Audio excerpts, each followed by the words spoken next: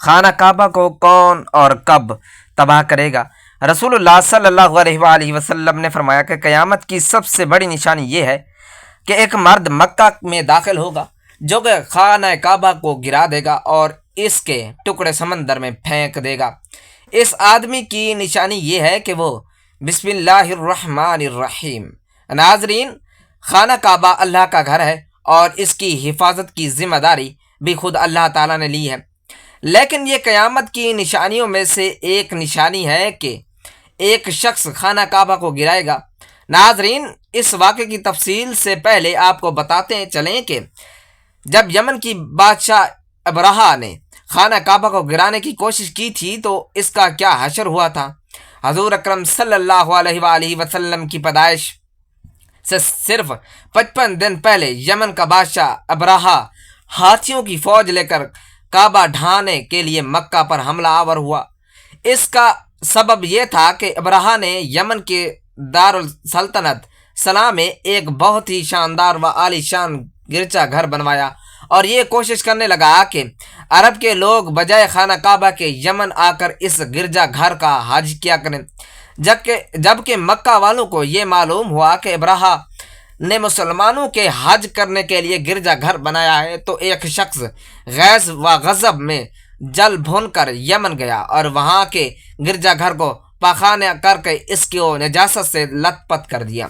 جب ابرہہ نے یہ واقعہ سنا تو وہ طیش میں آپے سے باہر ہو گیا اور خانہ کعبہ کو ڈھانے کے لیے ہاتھیوں کی فوج لے کر مکہ پر حملہ کر دیا، اور اس کی فوج کے اگلے دستے نے مکہ والوں کی تمام اونٹوں اور دوسرے مویشیوں کو چھین لیا۔ اس میں 400 اونٹ حضرت عبد المطلب کے بھی تھے۔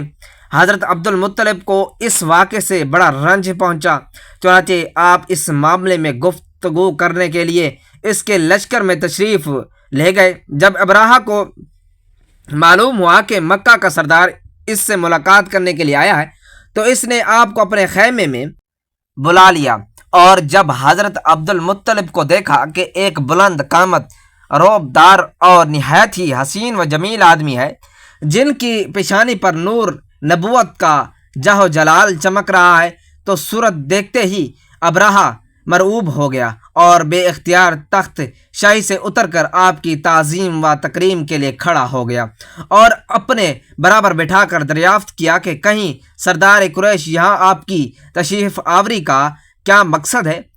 حضرت عبد المطلب نے جواب دیا کہ ہمارے اونٹ اور بکریاں وغیرہ جو آپ کے لشکر کے سپاہی ہانک لائے ہیں، آپ ان سب مویشیوں کو ہمارے سپرد کر دیجیے۔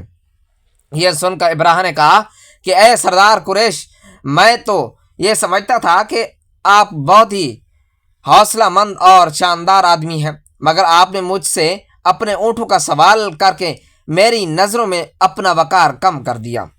اونٹ اور بکری کی حقیقت ہی کیا ہے؟ میں تو آپ کے کعبہ کو توڑ پھوڑ کر برباد کرنے آیا ہوں۔ آپ نے اس کے بارے میں کوئی گفتگو ہی نہیں کی کہ حضرت عبد المطلب نے کہا کہ مجھے تو اپنے اونٹوں سے مطلب ہے، کعبہ میرا گھر نہیں ہے بلکہ وہ خدا کا گھر ہے، وہ خود اپنے گھر کو بچا لے گا، مجھے کعبے کی ذرا بھی فکر نہیں ہے۔ یہ سن کر ابرہہ اپنے فرعونی لہجے میں کہنے لگا کہ اے سردار مکہ، سن لیجئے، میں کعبہ کو اٹھا کر اس کی اینٹ سے اینٹ بجا دوں گا اور روئے زمین سے اس کا نام و نشان مٹا دوں گا، کیونکہ آپ کے لوگوں نے میرے گرجا گھر کی بڑی بے حرمتی کی ہے، اس لیے میں اس کا انتقام لینے کے لیے مکہ کو مسمار کر دینا ضروری سمجھتا ہوں۔ حضرت عبد المطلب نے فرمایا کہ پھر آپ جانے اور خدا جانے میں آپ سے سفارش کرنے والا کون؟ اس گفتگو کے بعد ابرہہ نے تمام جانوروں کو واپس کرنے کا حکم دے دیا اور عبد المطلب تمام اونٹوں اور بکریوں کو ساتھ لے کر اپنے گھر چلے آئے اور مکہ والوں سے فرمایا کہ تم لوگ اپنے اپنے مال مویشیوں کو لے کر مکہ سے باہر نکل جاؤ اور پہاڑوں کی چوٹیوں پر چڑھ کر چھپ کر پناہ لے لو۔ مکہ والوں سے یہ کہہ کر پھر خود اپنے خاندان کے چند آدمیوں کو ساتھ لے کر خانہ کعبہ میں گئے اور دروازے کا غلاف پکڑ کر انتہائی بے قراری اور گریہ زاری کے ساتھ دربار خداوندی میں اس طرح دعا مانگنے لگے کہ اے اللہ، بے شک ہر شخص اپنے اپنے گھر کی حفاظت کرتا ہے، لہذا تو بھی اپنے گھر کی حفاظت فرما اور صلیب والوں اور صلیب کے پجاریوں یعنی عیسائیوں کے مقابلے میں اپنی اطاعت گزاروں کی مدد فرما۔ حضرت عبد المطلب نے یہ دعا مانگی اور اپنے خاندان والوں کے ساتھ لے کر پہاڑ کی چوٹی پر چڑھ گئے اور خدا کی قدرت کا جلوہ دیکھنے لگے۔ ابراہہ جب صبح کو کعبہ جانے کے لیے اپنے لشکر، جرار اور ہاتھیوں کی قطار کے ساتھ آگے بڑھا اور مقام مغمس میں پہنچا تو خود اس کا ہاتھی، جس کا نام محمود تھا، ایک دم بیٹھ گیا۔ ہر چند مارا اور بار بار للکارا مگر ہاتھی نہیں اٹھا۔ اسی حال میں قہر الہی ابابیلوں کی شکل میں نمودار ہوا اور ننھے ننھے پرندے جھنڈ کے جھنڈ، جن کی چونچ اور پنجو میں تین تین کنکریاں تھیں، سمندر کی جانب سے حرم کعبہ کی طرف آنے لگے۔ ابابیلوں کے ان لشکروں نے ابراہہ کی فوج پر اس زور و شور سے سنگ باری شروع کر دی کہ ان میں ابراہہ کے لشکر اور اس کے ہاتھیوں کے پر کھچے اڑا دیے۔ ابابیلوں کی سنگ باری خداوند قہار جبار کے قہر و غضب کی ایک ایسی مار تھی کہ جب کوئی کنکری کسی ہاتھی سوار کے سر پر پڑتی تھی تو وہ اس آدمی کے بدن کو چیرتی ہوئی ہاتھی کے بدن سے پار ہو جاتی۔ ابراہہ کی فوج کا ایک آدمی بھی زندہ نہیں بچا اور سب کے سب ابراہ اور اس کے ہاتھیوں سمیت اس طرح ہلاک و برباد ہو گئے کہ ان کے جسموں کی بوٹیاں ٹکڑے ٹکڑے ہو کر زمین پر بکھر گئیں۔ چنانچہ قرآن مجید کی سورۃ الفیل میں خداوند قدوس نے اس واقعے کا ذکر کرتے ہوئے ارشاد فرمایا، یعنی اے محبوب، کیا آپ نے نہ دیکھا کہ آپ کے رب نے ان ہاتھی والوں کا کیا حال کر ڈالا؟ کیا ان کے داووں کو تباہی میں نہ ڈالا اور ان پر پرندوں کی ٹکڑیاں بھیجی تاکہ انہیں کنکر کے پتھر سے مارے تو انہیں چبائے ہوئے گھاس جیسا بنا ڈالا۔ جب ابراہ اور اس کے لشکروں کا یہ انجام ہوا تو عبد المطلب پہاڑ سے نیچے اترے اور خدا کا شکر ادا کیا۔ ان کی اس کرامت کا دور دور تک چرچا ہو گیا اور تمام اہل عرب ان کو ایک خدا رسیدہ بزرگ کی حیثیت سے قابل احترام سمجھنے لگے۔ تو ناظرین، عوام کو اس واقعے کے بارے میں بتاتے ہیں جو قیامت کے نزدیک پیش آئے گا اور جس کے بارے میں حضرت محمد مصطفیٰ صلی اللہ علیہ وآلہ وسلم نے فرمایا تھا۔ اللہ پاک کا آپ صلی اللہ علیہ وآلہ وسلم پر خاص کرم یہ ہے کہ آپ صلی اللہ علیہ وآلہ وسلم کو اللہ پاک نے تمام علوم عطا فرمائے جن کا تصور ہمارا انسانی ذہن کبھی نہیں کر سکتا۔ جو بات ہمارے نبی صلی اللہ علیہ وآلہ وسلم نے فرما دی وہ پوری ہو کر رہے گی۔ اللہ کے رسول صلی اللہ علیہ وآلہ وسلم فرماتے ہیں، اور وہ کوئی بات اپنی خواہش سے نہیں کرتے، وہ تو نہیں مگر وہی جو انہی کی جاتی ہے۔ اللہ کے علم کے سمندر کے مقابلے میں نبی اکرم صلی اللہ علیہ وآلہ وسلم کا علم ایک قطرہ ہے، مگر آپ صلی اللہ علیہ وآلہ وسلم کے یہ ایک قطرہ تمام مخلوق کے لیے ایک سمندر کے برابر ہے۔ یہ بات سچ ہے کہ ہم آپ صلی اللہ علیہ وآلہ وسلم کے علم کے بارے میں اندازہ نہیں لگا سکتے۔ اللہ کی ذات تو بہت ہی وسیع ہے، ہم اس کا اندازہ کس طرح لگائیں گے؟ آپ صلی اللہ علیہ وآلہ وسلم نے اپنے سے پہلے گزرے ہوئے انبیاء کرام اور ان کی امتوں کے ساتھ آنے والے وقتوں کے بارے میں بھی اپنی امت کو آگاہ کر دیا۔ محدثین مفسرین کا کہنا ہے کہ جب قیامت قریب آنے والی ہوگی تو خانہ کعبہ کو گرائے جانے کا واقعہ پیش آئے گا۔ جن لوگوں کو اس کے بارے میں علم ہے ان کو اس بارے میں حدیث مبارکہ کی روشنی میں بتاتے ہیں۔ خانہ کعبہ اللہ پاک کی نشانیوں میں سے ایک عظیم الشان نشانی ہے۔ جب تک کعبہ قائم ہے اس وقت دنیا بھی قائم ہے و دائم رہے گی۔ جب خانہ کعبہ کو گرایا جائے گا تب قیامت رونما ہوگی۔ جب قیامت قریب آئے گی ایک بدبخت حبشی خانہ کعبہ کو گرائے دے گا۔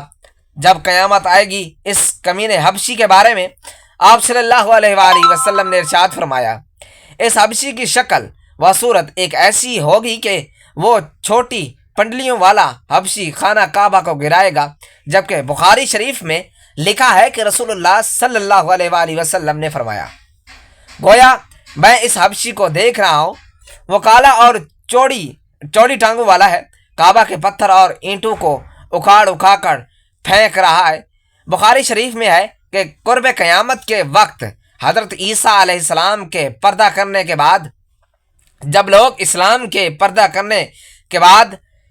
لوگوں کے سینوں سے قرآن پاک اللہ اٹھا لے گا تو اس کے بعد وہ بدبخت حبشی خانہ کعبہ کو گرائے گا۔ اس حدیث میں افس کا لفظ کا استعمال ہوا ہے، اور افس وہ ہے جو اکڑتا ہوا چلے یا چلنے میں اس کے دونوں پنجے نزدیک رہیں اور دونوں ایڑیوں میں فاصلہ رہے۔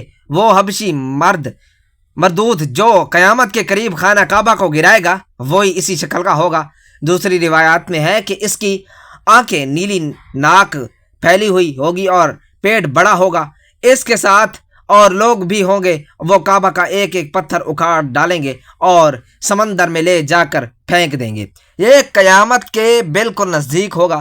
یہاں یہ بات بھی ذہن نشین رہے کہ ان قیامت کی نشانیوں سے متعلق روایات میں چند ایک معاملات و شخصیات کو چھوڑ کر ان کا ظاہر ہونے کا وقت، حالات و شخصیات و قوام عالم کا معاملہ کافی نامعلوم ہے اور واضح نہیں کہ اس پر کوئی حتمی رائے دی جا سکے کہ کب کون کیسے خروج ہوگا وغیرہ۔ آج کل کے سیاسی تناظر میں لوگ اور اکثر علماء کرام بھی یہ سمجھ رہے ہیں کہ بس قیامت صرف چند سالوں یا دہائیوں میں آنے والی ہے۔ کعبہ اور مسجد نبوی کو حبشی جنگجو تباہ کریں گے اور یہ خود زمین میں دھنس جائیں گے۔ حضرت امام مہدی اور حضرت عیسیٰ علیہ السلام کا نزول ہو جائے گا۔ برمودا ٹرائی اینگل سے دجال نمودار ہوگا اور فتنہ پھیلائے گا۔ یہودیوں، عیسائیوں اور مسلمانوں کی آپس میں جنگ ہوگی جو کہ چند دن کی دوری پر ہے۔ قیامت یہ ہے کہ جب سب قیاس آرائیں ہیں جو سادہ لوح عوام الناس کو محفوظ کرنے اور عمل و جہاد سے دور کرنے کے لیے کی جاتی ہیں، اور اگر گہری نگاہ سے دیکھا جائے تو بڑے بڑے فتنے تو کئی صدیاں پہلے سے ہی رونما ہونے کی کوشش شروع ہو گئے ہیں۔ کتنے ہی لوگوں نے مہدی ہونے کا ڈرامہ رچایا، یا کتنی ہی دفعہ مسلمان اور یہودی نصارہ میں بڑی جنگیں ہوئیں، کتنی مرتبہ قبلہ اول فتح ہوا، کتنی مرتبہ قبلہ اول پر یہودیوں کا قبضہ رہا، کتنی مرتبہ دجال نما انسان پیدا ہوئے، لیکن ان کا ذکر قرب قیامت کے سلسلے میں نہیں ہوتا۔